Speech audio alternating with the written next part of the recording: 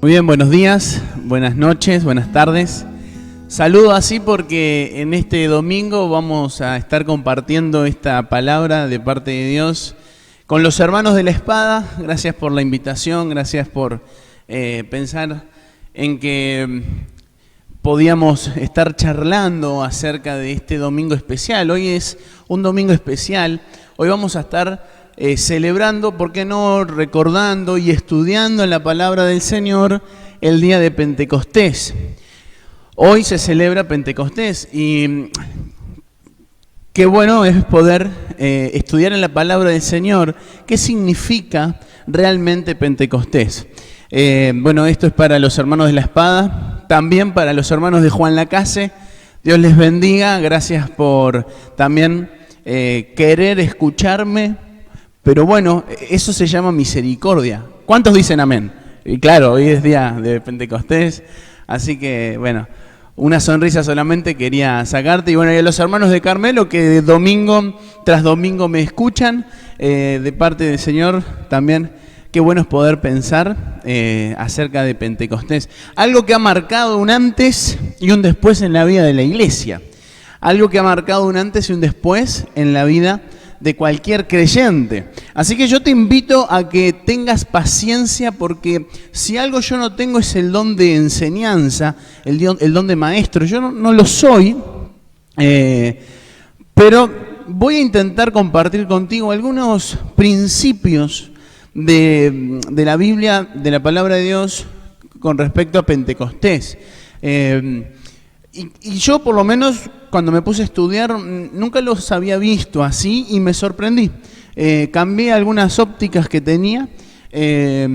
Así que bueno, espero que sea de bendición para tu vida, que sea de bendición para los hermanos de Montevideo, de allá de la Espada, también para los de Juan Lacase y los de acá de Carmelo. Cuando hablamos de Pentecostés, tenemos que hablar de 4 cosas puntualmente que sería bueno que lo tengamos presente. En primer lugar, cuando hablamos de Pentecostés, tenemos que pensar que es la promesa de Dios, el cumplimiento de Dios. En otras palabras, o mejor dicho, promesa de Dios, cumplimiento de Dios. Pentecostés es una promesa que se nos fue dada. También cómo impacta la vida del creyente y de la iglesia. Vamos a estar viendo en esta mañana, en esta tardecita noche, sus actos. Vamos a ver 4 actos que generó Pentecostés, qué era Pentecostés y el paralelismo del Pentecostés del Antiguo Testamento y del Nuevo Testamento. Decime si ahí no te dan ganas de escuchar un poquito más. A mí sí, porque jamás me imaginé o jamás escuché yo que había un Pentecostés en el Antiguo Testamento. Vamos a intentar en esta charla poder verlo. Primero dije promesa de Dios, cumplimiento de Dios. Y esto es importante porque qué bueno es ver las promesas de Dios que son cumplidas. Qué bueno es experimentar cómo Dios es fiel y cumple sus promesas. Dios es un Dios de pactos. Dios ha cumplido y establecido pactos a lo largo de la historia. Y esto, ¿sabes lo que le da? Le da seriedad a nuestro Dios. No tenemos ninguna mancha en la historia de Dios, aunque Dios no tiene historia, fue y es siempre, pero en el conocimiento que tenemos registro en la Biblia de que Dios, que ha llegado el tiempo del cumplimiento y no cumplió. Nosotros podemos experimentar como Dios lo que ha cumplido, lo ha prometido. Y lo que no ha cumplido, no es que no lo va a cumplir, sino que no ha llegado el momento de que eso pasara. Usted fíjese que yo le puedo prometer a mi hijo de 9 años regalarle un auto, pero esa es la promesa. Y el cumplimiento no sé cuándo va a ser y no sé si va a ser, pero sí puedo pensar en que debe ser a partir de los 17, 18 años, que es que la ley lo permite. Entonces, ¿Qué les quiero decir con esto? Empezar a ver en la palabra de Dios cómo Dios es un Dios que cumple. Un Dios que no es deudor de nadie y tampoco es deudor de las promesas. Si leemos en Éxodo capítulo 33, versículo 14, mejor leamos desde el 11, un poquito antes, vamos a encontrar un Moisés que le diga: yo no voy a ir a ningún lado si tú no vas conmigo. Tú dices que yo soy tu amigo. Tú dices de que quieres que yo guíe a este pueblo, pero yo te recuerdo, este es tu pueblo. Éxodo capítulo 33, léalo, es realmente apasionante. Pero el verso 14 vemos una promesa, la promesa de Dios que dice: y él respondió, Dios, mi presencia irá contigo y yo te daré descanso. Qué buena promesa. Saber que la presencia del Señor va con nosotros y en consecuencia tendremos descanso. ¿Por qué? Porque Dios está con nosotros. Una promesa. La otra promesa la encontramos en Joel capítulo 2 versículo 28. Entonces, después de hacer todas esas cosas, derramaré mi espíritu sobre toda la gente. Sus hijos e hijas profetizarán. ¿Escuchó? Derramaré mi espíritu sobre toda la gente. Sus hijos e hijas profetizan. Sus ancianos tendrán sueños y sus jóvenes tendrán visiones. Esto es lo que hace el Espíritu del Señor sobre aquellos que somos su pueblo o de su pueblo. Cuando el Espíritu de Dios está sobre nosotros, hallamos descanso, pero también tarea. Cuando el Espíritu de Dios está sobre nosotros, sabemos que Él nos guía y nos dirige, pero también sabemos que tenemos una responsabilidad. Esto lo leemos en Joel. Y Lucas, a mí algo que descubrí hace poco es que Lucas, si usted quiere leer un evangelio que sea escrito por un historiador, entre comillas, es el evangelio de Lucas. Lucas le escribe a el Teófilo, le escribe diciéndole: me he sentado a investigar. Lucas capítulo 1, versículo 3, 4. Me he sentado a investigar cómo fueron los hechos y los empecé a escribir de forma ordenada. Entonces, qué bueno es que podamos leer el Evangelio de Lucas sabiendo que es alguien que se preocupó por los detalles, alguien que no quiso dejar pasar las cosas al azar. No, me contaron qué. No, él se sentó a investigar y a quien le quería enviar esta carta era digno de que fuera con letra fiel a los testimonios de aquellos que habían visto. Por eso en Lucas capítulo 24, verso 49, usted encuentra: he aquí, yo enviaré sobre vosotros la promesa de mi Padre. Acá estamos viendo la promesa cumplida, la promesa de Dios y cómo Dios la cumple. Aquí dice: vosotros la promesa de mi Padre, pero vosotros permaneced en la ciudad hasta que seáis investidos con poder de lo alto. Acá vemos cómo empieza a prometer y la acción, pero ustedes permanezcan. Es interesante ver que antes de que se cumpliera Pentecostés, la venida del Espíritu Santo, estaba esto, es decir, permanezcan, aguarden, anhelen y serán investidos. Y yo busqué la definición: conferir una dignidad. Investido significa conferir una dignidad. Cuando el Espíritu Santo vino en nuestras vidas, porque hemos creído en Cristo Jesús, hemos sido bautizados por el Espíritu Santo, se nos dignificó. Es decir, a la persona nueva que nace nuevamente en Cristo pasó a ser digno. Antes era indigno de la presencia de Dios en su vida. Pero cuando el Espíritu Santo viene a nuestras vidas, pasamos a ser dignificados. Y esto no es un detalle menor. También la definición dice: cargo honorífico. Es decir, es un honor tener tal responsabilidad. Es un honor para nosotros tener la presencia de Dios en nuestras vidas. Nos da dignidad y nos da honor. Y son palabras fuertes, pero creo que son importantes para la vida del creyente. En un mundo donde hay mucha angustia y depresión, como es el Uruguay, saber que en Cristo Jesús sos más valioso de lo que pensás, esto trae dignidad a la vida.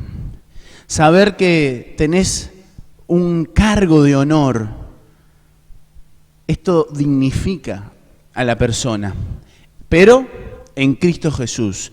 No en nuestros méritos, no en nuestras condiciones, sino que en Cristo Jesús. Así que la promesa fue hecha y el cumplimiento lo leemos en Hechos capítulo 2. Obviamente, si yo te digo Pentecostés, tú vas a pensar en Hechos capítulo 2.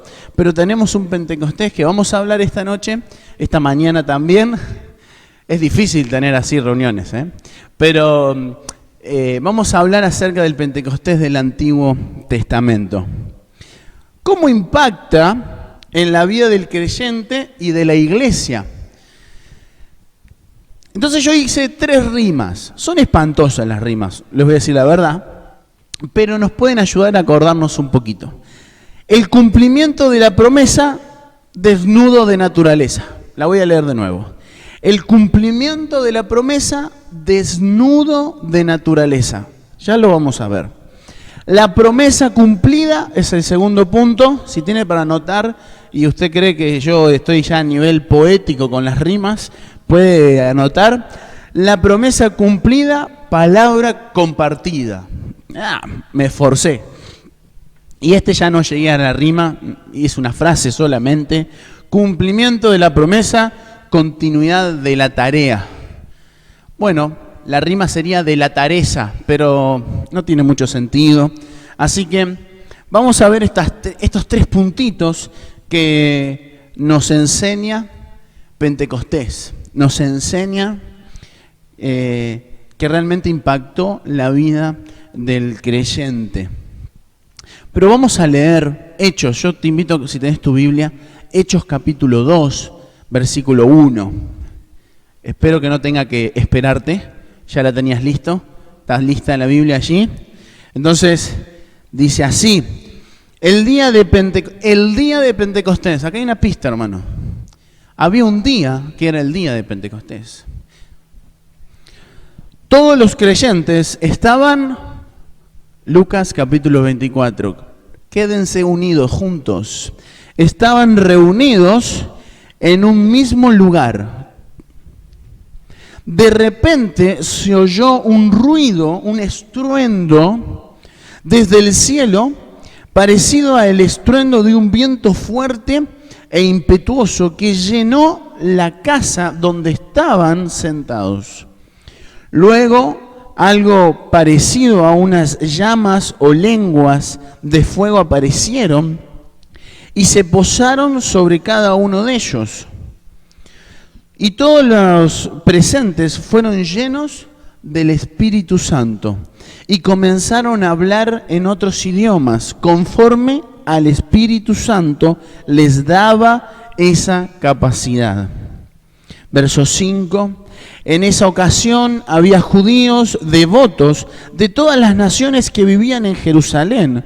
Cuando oyeron el fuerte ruido, todos llegaron corriendo y quedaron desconcertados al escuchar sus propios idiomas hablados por los creyentes. Estaban totalmente asombrados. ¿Cómo puede ser?, exclamaban. Todas estas personas son galileas. Y aún así lo oímos hablar en nuestra lengua materna. Aquí estamos nosotros, partos, medos, elamitas, gente de Mesopotamia, Judea, Capadocia, Ponto, de la provincia de Asia, de Frigia, Panfilia, Egipto y de las áreas de Libia alrededor de Cirene, visitantes de Roma, tanto judíos como convertidos al judaísmo, cretenses y árabes. Y todos oímos a esta gente hablar en nuestro propio idioma acerca de las cosas maravillosas que Dios ha hecho. Quedaron allí maravillados y perplejos. ¿Qué querrá decir esto?, se preguntaban unos a otros. Pero otros entre la multitud se burlaban de ellos diciendo: solo están borrachos. Este es el texto bíblico central de esta charla, porque acá es donde empiezan a pasar cosas extraordinarias. Acá es donde empezamos a ver cómo ha impactado en la vida del creyente Pentecostés. El creyente empieza a ser transformado por la llegada del Espíritu Santo. Quienes estaban allí eran los 12, y también la Biblia nos relata de 120. John Stott, en uno de sus libros, habla acerca de que estos 120 y los 12 experimentaron este bautismo del Espíritu Santo después de haber conocido a Cristo. Esto no significa que podemos sostener la teoría o la teología de la segunda experiencia del bautismo del Espíritu Santo. John Stott dice que era algo excepcional porque la promesa no se había cumplido. Entonces debía de cumplirse a pesar de que hayan conocido a Cristo Jesús. Fíjese que a los que quedaron atónitos, sorprendidos, porque hubieron dos grupos, estaban los que señalaban diciendo: estos son borrachos, o estos están llenos de alcohol, de osto, o el otro grupo, que quedaron maravillados, que quedaron sorprendidos. Esto que nos habla de que hubo un grupo de que había entendido este mensaje, sorprendido. Usted imagínese, usted llega a Yemen, supongamos, ¿conoce el país Yemen? Personalmente yo no, pero lo encontramos al frente de África, al frente del Cuerno de África, hacia el este, ¿no? Y ahí en Yemen, usted dice Jesucristo y lo bombardean. Usted imagínese, llega y ve a esas personas con sus túnicas, con sus tés y bigotito, tomando mate amargo. Y de repente llegan los chiquilines: muchachos, ¿cómo andan? ¿Cómo? No estaríamos entendiendo nada, ¿verdad? Quedaríamos sorprendidos. Pero nosotros, yo te estoy diciendo esto como si hubiésemos llegado en el avión, en el aeropuerto, pero en realidad la gente ya estaba allí y sintió un ruido y empezó a ver que había un mover, había algo extraordinario, y veían como llamas de fuego. Evidentemente era mucho más sorprendente del ejemplo que te acabo de dar. Era mucho más impactante de lo que te acabo de decir. Yo no entendería nada. Pero aparte de que no entendían nada de lo que estaba pasando, ellos podían ver las maravillas que Dios estaba haciendo en este momento. Yo les dije que íbamos a ver cómo ha impactado en la vida del creyente y en la vida de la iglesia Pentecostés. Y lo vamos a ver leyendo Primera de Corintios, capítulo 2. Primera Corintios capítulo 2, y acá viene la primera frase, la primera rima. El cumplimiento de la promesa desnudo de naturaleza. Cuando digo esto quiero decir que nuestra naturaleza humana queda al descubierto. Nuestra humanidad queda desnuda frente al Señor. Y no hay argumento para sostenernos parados delante de nuestro Señor. Y vamos a leer 1 Corintios capítulo 2, verso 10. Pero fue a nosotros a quienes Dios reveló esas cosas por medio del Espíritu. Pues su Espíritu investiga todo a fondo y nos muestra los secretos profundos de Dios. Primer texto: Dios nos revela las cosas espirituales por medio del Espíritu. Es decir, desde la carnalidad no vamos a poder nunca entender ni interpretar a Dios. Desde nuestra humanidad no vamos a poder ver las cosas espirituales. Sigue diciendo, nadie puede conocer los pensamientos de una persona excepto, me perdí en el texto, excepto el propio espíritu de esa persona, y nadie puede conocer los pensamientos de Dios excepto el propio espíritu de Dios. En otras palabras, todas esas preguntas que la sociedad, los científicos, la sociología, la psicología se hace de la existencia o no existencia de Dios, no lo van a poder responder desde el quemarse las pestañas estudiando, desde las investigaciones. Aunque hoy en día dicen que el que se acerca a la ciencia se acerca a Dios. La ciencia y Dios cada vez están más cerca. Por eso yo tengo mi teoría de que ahora tiene que estar invadiendo la fe la ideología. Porque antes quienes iban contra la fe era la ciencia. Pero ahora la ciencia se acerca a la fe. Por eso imponen ahora la ideología. También ya estaba el relativismo. En fin, buscan humanamente destruir la fe. Pero tampoco podemos explicar o transmitir fe desde lo humano. Por eso es necesario haber sido investidos por el poder de lo alto, el poder del Espíritu Santo. Porque usted ya lo sabe, no podemos explicarle a la gente acerca de lo espiritual si no está el Espíritu Santo tocando el corazón de la otra persona. ¿Cómo puedo hacer yo para hacerle entender al otro que Jesucristo murió por los pecados de él, si no está siendo desvelado por el Espíritu Santo? Un mensaje poderoso es el del Evangelio. El emisor solamente lo ha creído, por eso lo puede transmitir, pero el receptor que está muerto en sus delitos y pecados solamente lo puede entender si el Espíritu Santo inviste en su vida. Impacta en su vida. Por eso Pentecostés tiene que ser transformador en nuestras vidas y transformador en las vidas de las iglesias o de la iglesia. Verso 12, y nosotros hemos recibido el Espíritu de Dios, no el espíritu del mundo.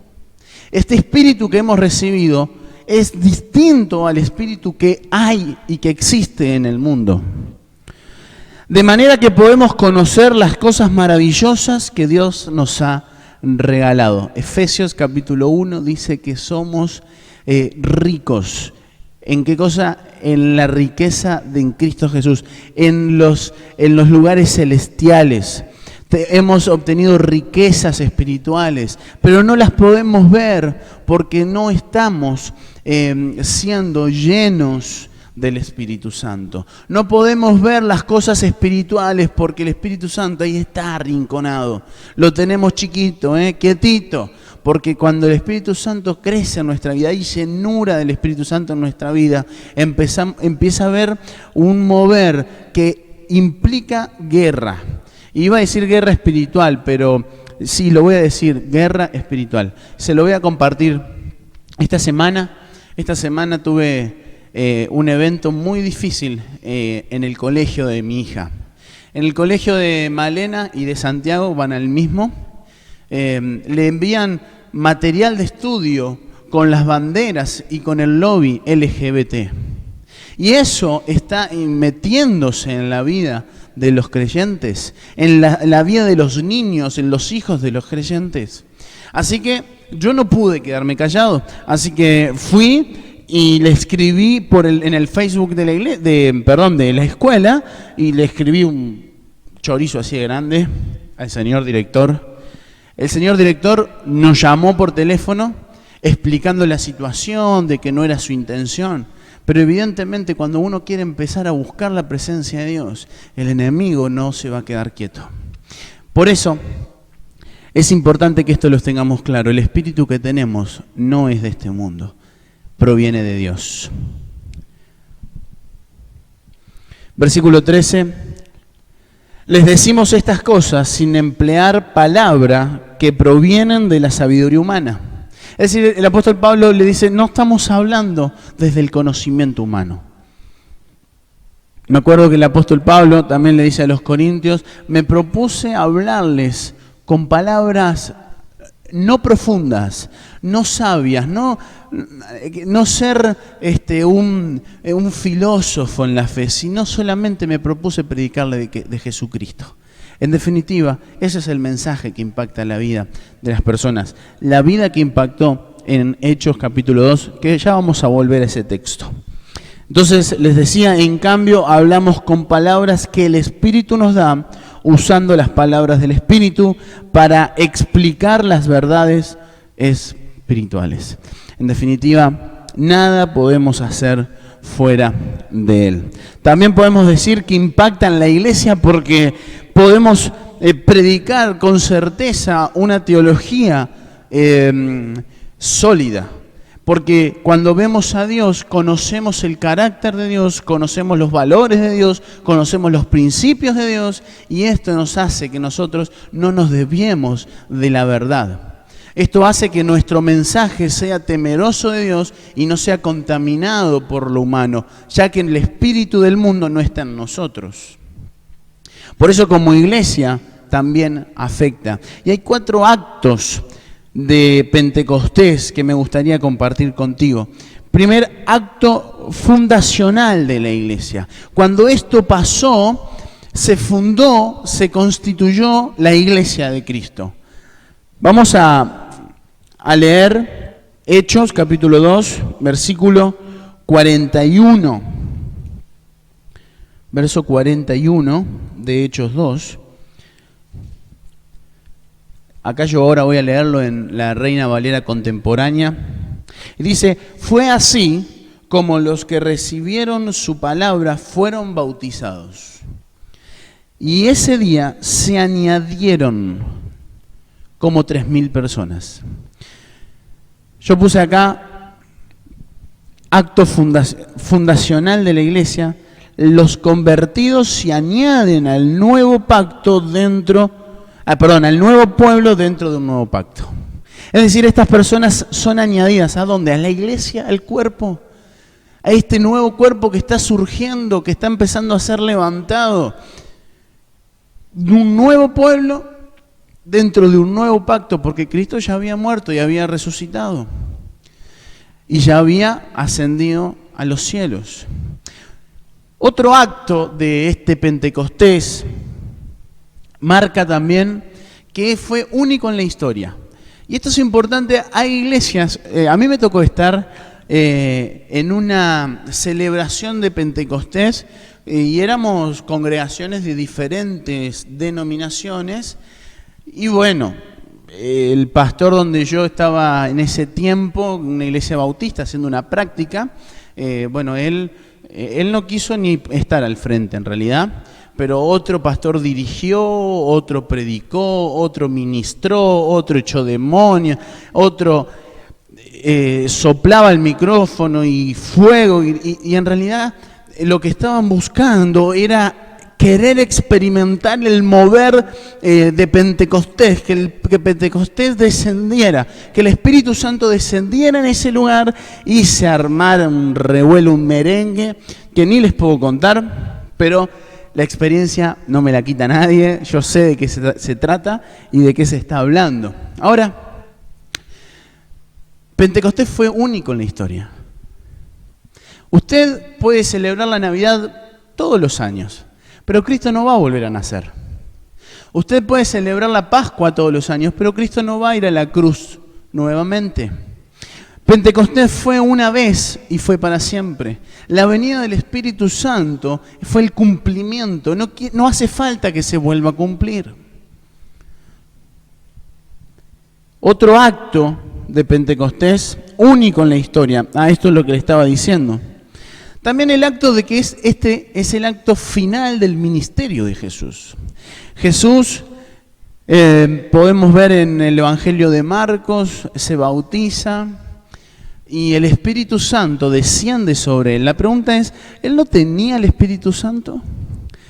Él sí tenía el Espíritu Santo. La presencia de Dios estaba con él, no estaba con él. Él era Dios. Él es Dios. Pero qué importante era para los que estaban ahí ver la imagen esta, ver el cielo abierto, una paloma posando sobre él que era el Espíritu Santo y al mismo Cristo Jesús. Y el cielo abierto que decía, y una voz que decía, este es mi Hijo amado. Es decir, las tres personas de la deidad de Dios ahí estaban.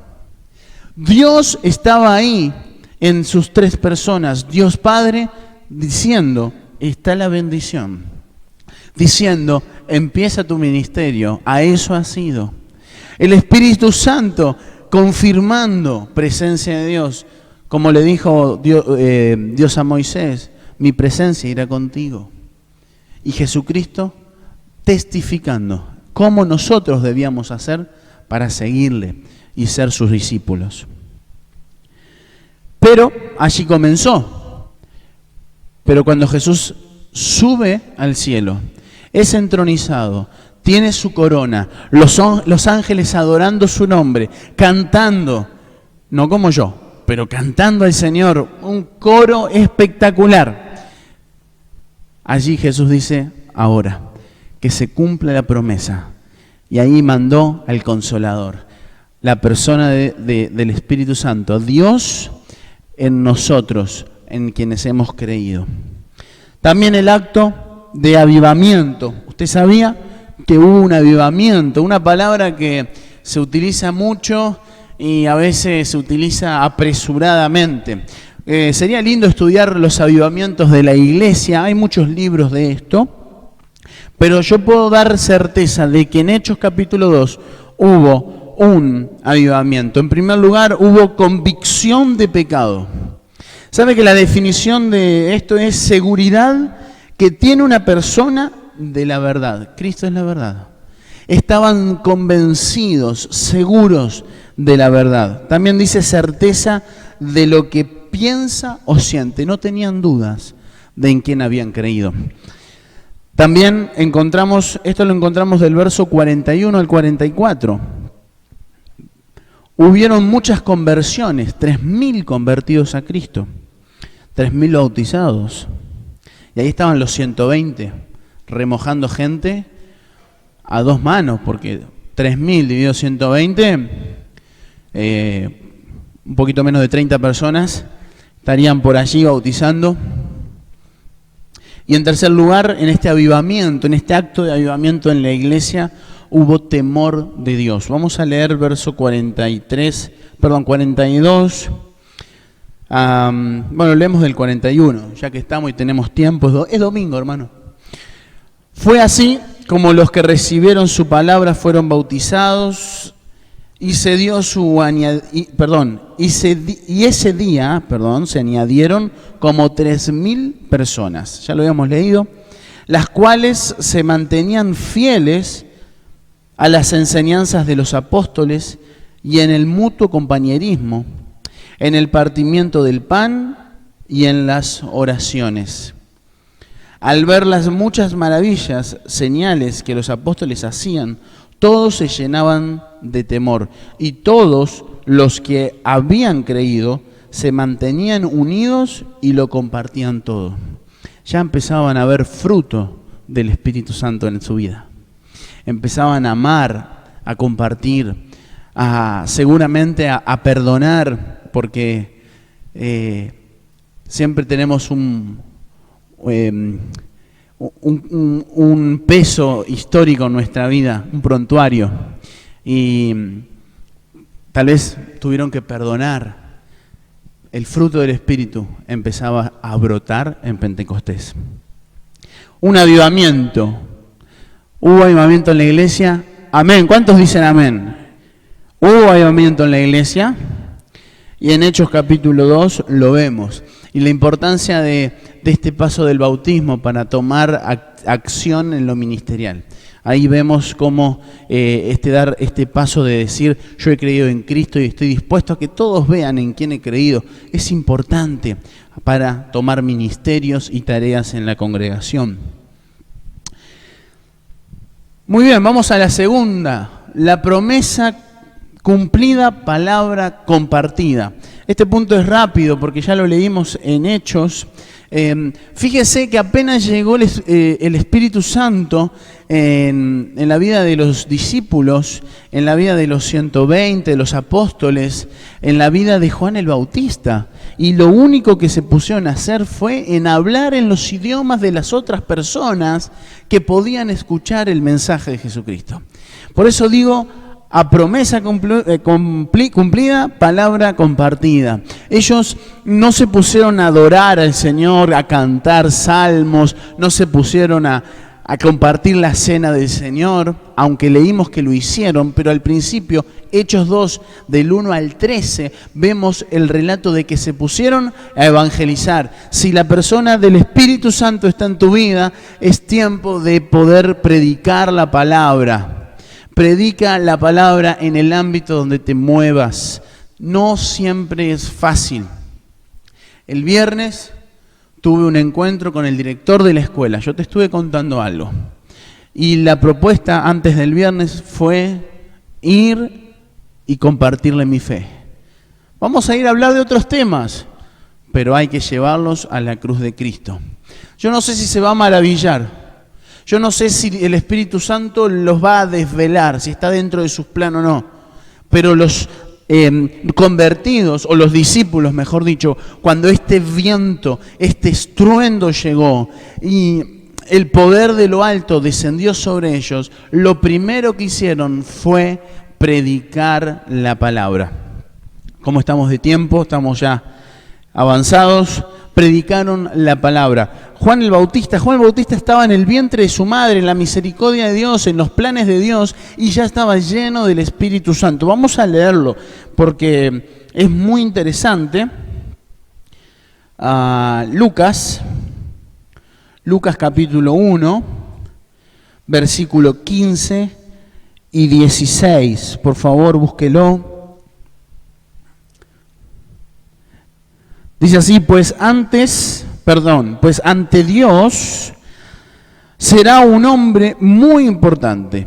No beberá vino ni licor y tendrá la plenitud del Espíritu Santo desde antes de nacer. ¿Y sabe para qué? Verso 16 lo dice, para anunciar, para proclamar, para decirle a los demás que se arrepientan, que el reino de los cielos ha llegado, que cambien su manera de vivir.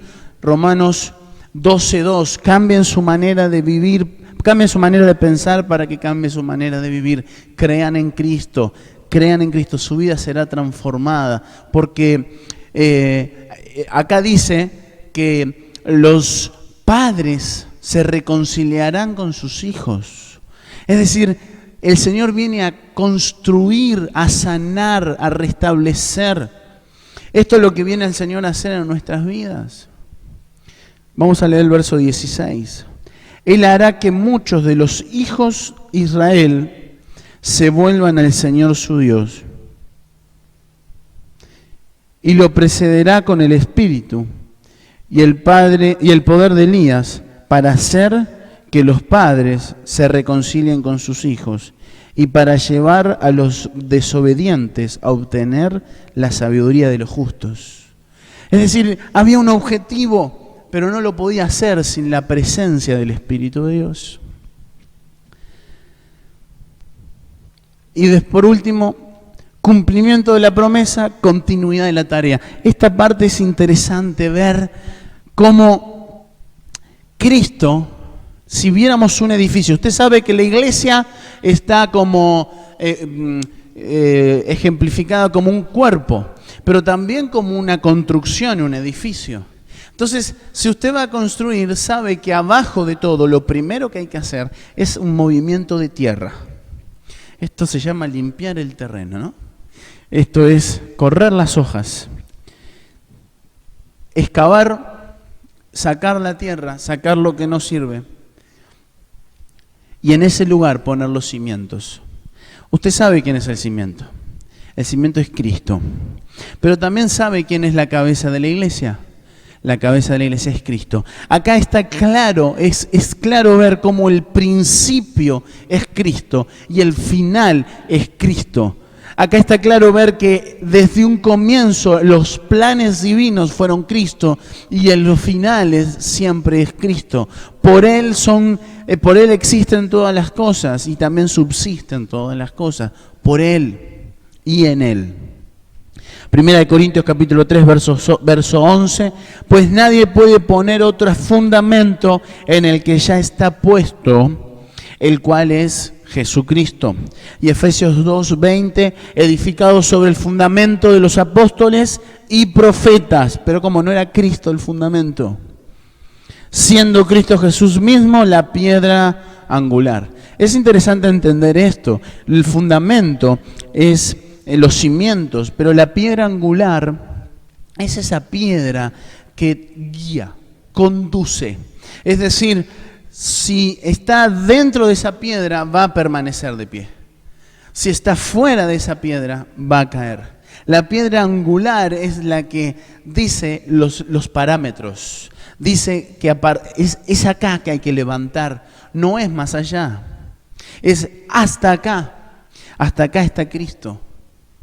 Pero dice que fuera de mí nada pueden hacer, porque todo será derrumbado. Así que el apóstol Pablo dice que los apóstoles también son fundamento. Es decir, en Cristo Jesús tenemos nuestras bases, nuestro fundamento, nuestra piedra angular.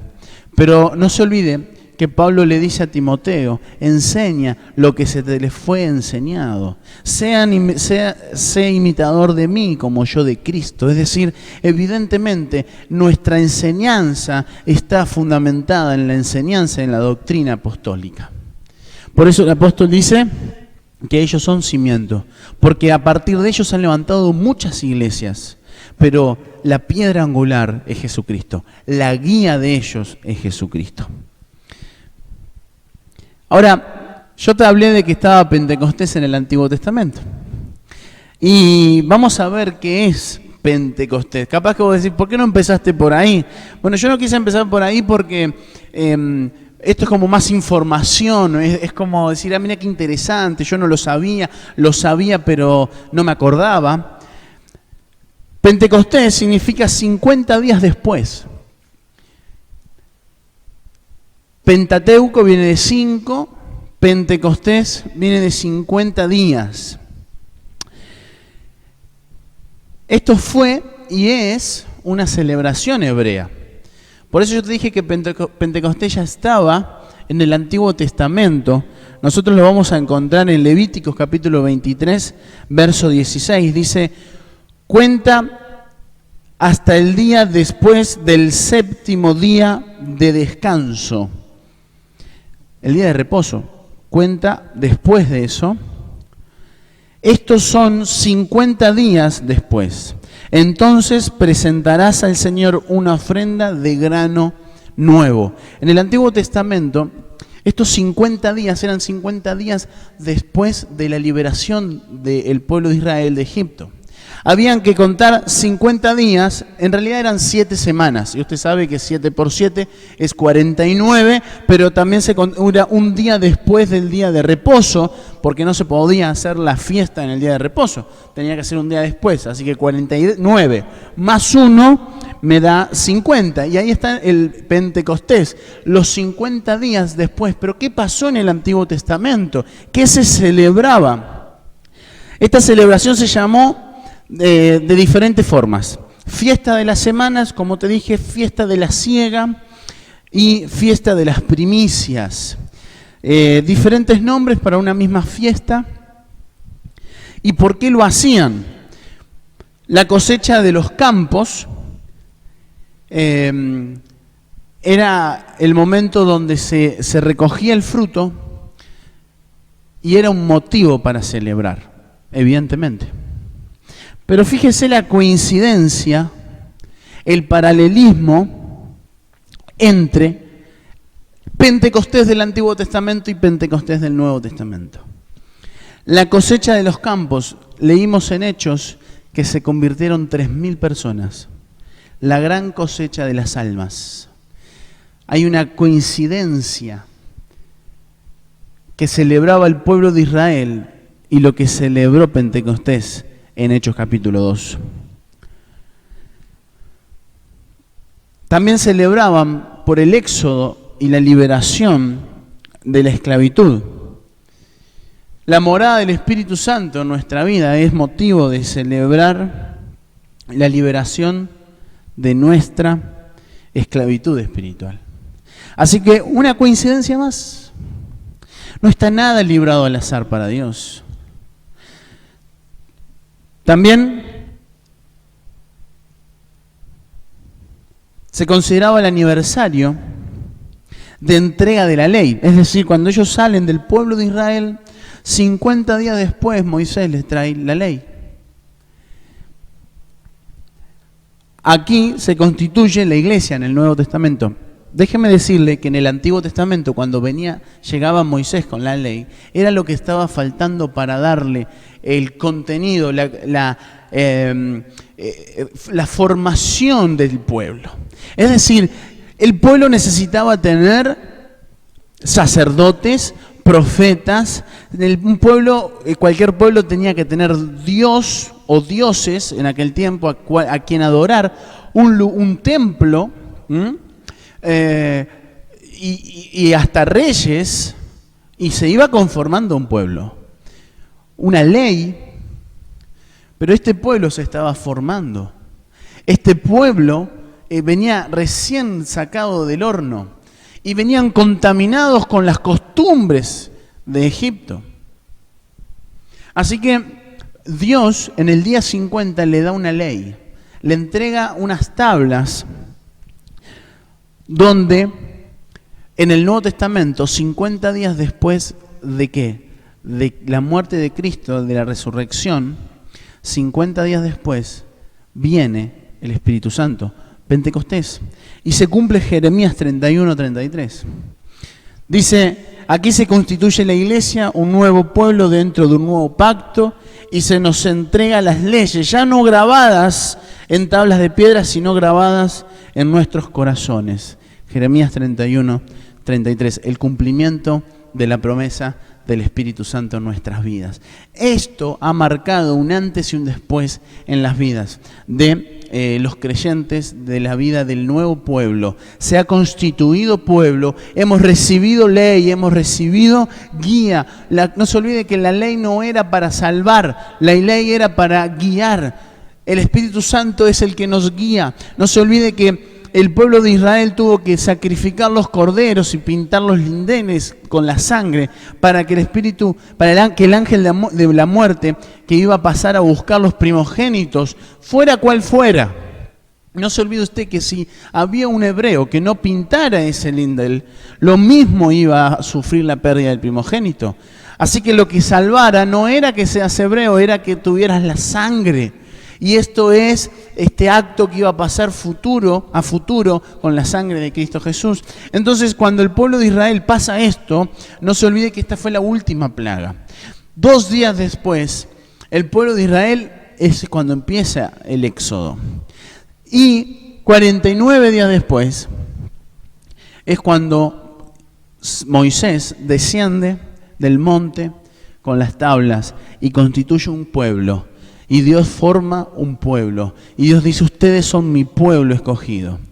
Aún así, los ha hecho renegar. Vaya si los ha hecho renegar. Vaya si ha tenido que decirle, vuelvan a mí, arrepiéntanse, cambien su forma de vivir, adórenme a mí porque yo soy su Dios. Bueno, algo parecido pasa conmigo en mi vida. Debe de pasar tal vez contigo. Y necesitamos ser guiados por el Espíritu Santo. Pentecostés no es porque descendió el Espíritu Santo. Pentecostés pasó en el día, o sea, que el Espíritu Santo haya descendido fue en el día de Pentecostés, ¿no? Y es un detalle, pero está bueno verlo de esta forma.